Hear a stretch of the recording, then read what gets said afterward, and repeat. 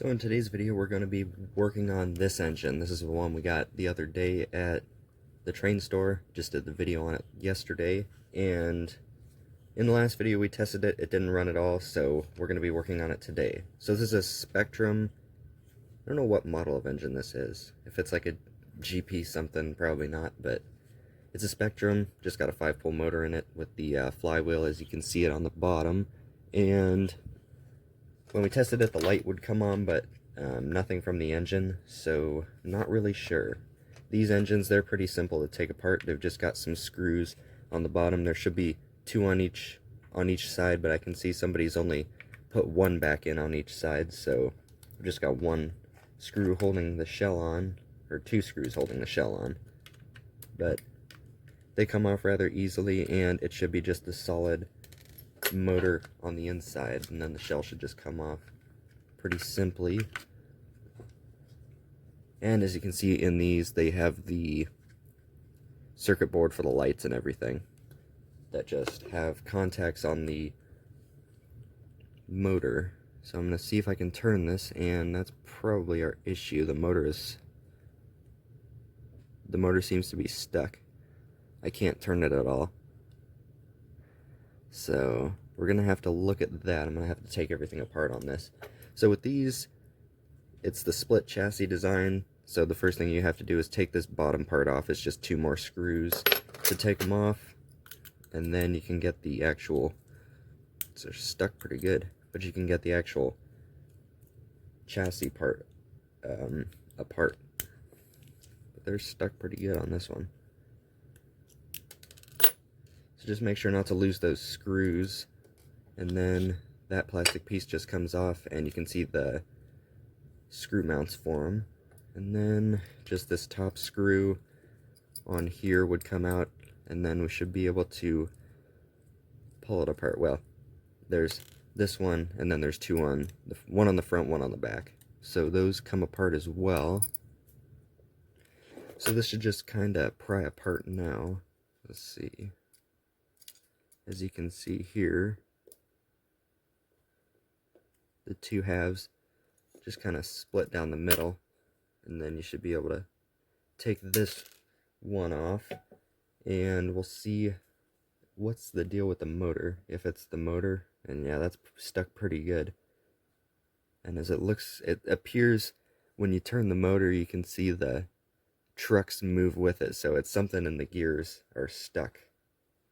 So let's see, I'm going to take this one out, and then just to see, yeah, I can't turn that gear at all. So we're going to have to take these apart as well, probably just dried grease, I bet, or something. It's hard telling with these, either that or a stuck gear or something, but there's a lot of grease in these, as I can see. But we'll take the other one out as well, and just to make sure, the motor is also stuck pretty good, so there's another reason. Now it's starting to free up, but I think it's just been either sitting so long, or it's got grease in it as well, possibly. So I don't know if these actually come out of here or not. Looks like it should. It's stuck in there. I'm just going to keep it in there for now, but we'll get the trucks apart. So the motor's freed up a little bit, but it's still got a tight spot, so I'm pretty sure it's probably got some rust on it. So I'm not really sure if I'm going to be able to fix that or not, because of these bearings that are, or the flywheels that are on here. I don't know if I'll be able to really get those off of the drive shaft, but I'll have to see, because I don't think that motor's really going to run very well with the way it is now. It's still pretty stiff, but I've oiled it up and everything. So I got the motor in better shape. It spins pretty freely now. It's still got a little bit of resistance to it, but there's not really anything I can do about it, because those flywheels don't come off. I got the motor apart a little bit, but not really enough to fix it all the way. But we're gonna just leave that as it is, and then work on the trucks now. The one thing I noticed about the trucks is the lubricant, like you can feel it on the main gear, the lubricant is extremely sticky, so that's why the wheels won't turn at all. So we're going to take the trucks apart, or at least I'm going to work on this first one, and then we'll do the second one. These trucks, they just kind of pry apart.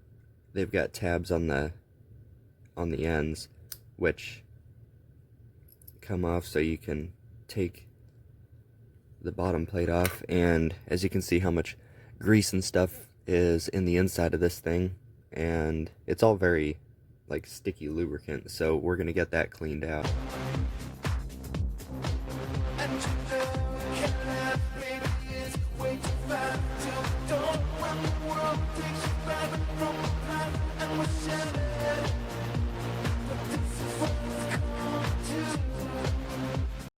So now it's a little bit of time later, and I got both of the trucks cleaned out because they were just full of that weird grease. I don't even know if I could call it grease because it was pretty much glue is what it was. But they were clogging up the gears and everything, so I cleaned it all out and put some fresh oil and some grease in there, and it just has to work in. I'll put the thing back together and then we'll run it around and have it kind of run in, I guess. But we'll get everything put back together.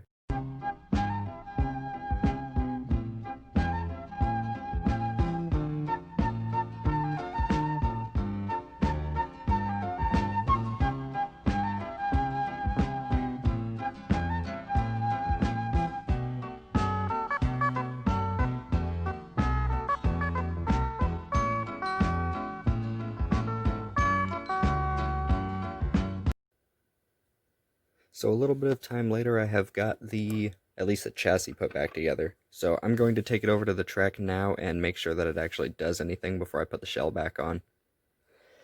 So I've spent quite a bit of time on this thing, so hopefully it works. I saw the motor move. Let's see, make it go the other way. There we go. Might have it run around a little bit. That's full power, by the way. I'm gonna change the track, and I might turn it off because I think it might hit that engine there, but hey, it's actually working pretty well. So I'm going to move this engine here, and then we'll get this thing going again. So that seems to be working pretty well, at least for now. I'm not sure. It should get better because I haven't really run it at all, but there we go. It actually starts pretty good too. And that's about as fast as the other one goes, so I'd say that is a success there. So now we'll just have to get the shell back on, and the base plate as well. But yeah, it's working pretty well. So we'll get the chassis back on and the shell. And after a little while of finishing this engine and a little bit of oil that I missed in some of the gears, it seems to be running alright now. No weird noises or anything coming from it. So I'd say that's a success. So thanks for watching, and I'll see you next time.